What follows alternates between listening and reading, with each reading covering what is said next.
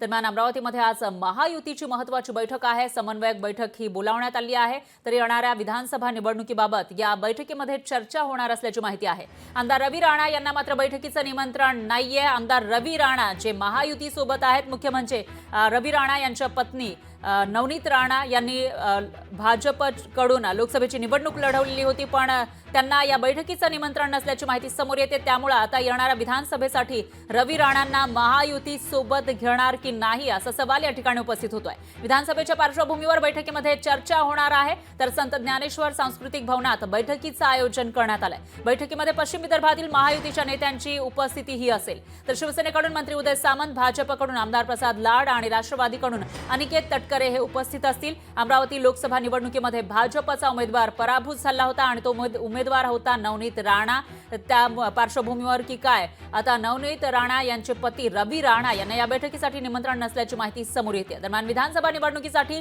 या बैठकीमध्ये रणनीती आखली जाणार आहे, कारण लोकसभेमध्ये पराभवाचा धक्का महायुतीला सहन करावा लागला होता आणि त्यामुळे आता येणाऱ्या विधानसभेमध्ये त्याची पुनरावृत्ती होऊ नये यासाठी रणनीती आखली जाणार आहे। महायुतीचं कुठलं निमंत्रण नाही आहे आणि निमंत्रण असलं तर नक्की जाईल, पण मला असं वाटते अजूनपर्यंत मला निमंत्रण आलं नाही। येईल, पण महायुतीच्या ज्या ज्या बैठकीला निमंत्रण आलं त्या बैठकीला मी गेलेलो आहे। अजूनपर्यंत काही मला आता तुमच्या माध्यमातून माहीत पडलं होतं की महायुतीची बैठक आहे, अजूनपर्यंत मला काही त्याचं निमंत्रण नाही।